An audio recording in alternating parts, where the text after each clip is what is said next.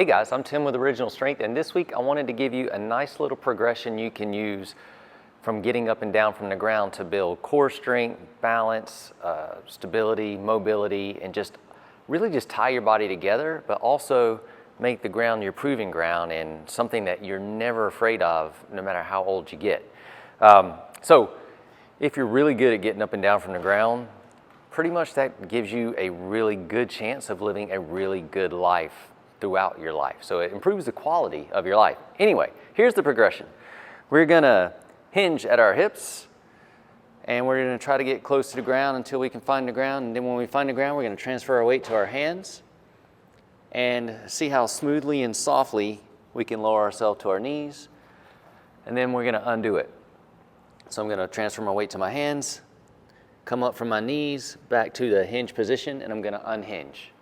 That's step one. So we get good at doing this, and you're gonna feel your hamstrings. And when you transfer your weight here and you're trying to smoothly lower yourself to the ground, you're gonna feel your lats. And then you're transferring weight. You can come up here if you wanna add a little extra to open up your hip flexors at this stage, you can. Anyway, and then we're gonna undo it, go back to that hinge, and unhinge. That's step one. Step two is, could be step two, is just use one arm. So we hinge, and instead of using two hands, we're gonna use one hand. And now it takes a little bit more strength, a little bit more control, because we got a little bit more tension going up through one arm. Gently lower ourselves down, and then we're gonna undo it. And you're really gonna feel that extra tension.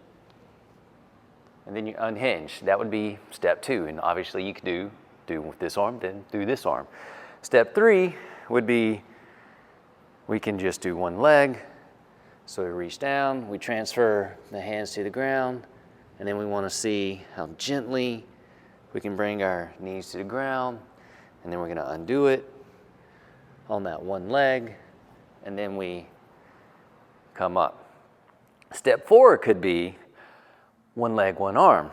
So we would hinge, get this hand to the ground, transfer that weight to this one hand. How gently can we put our knees on the ground, and then we undo it.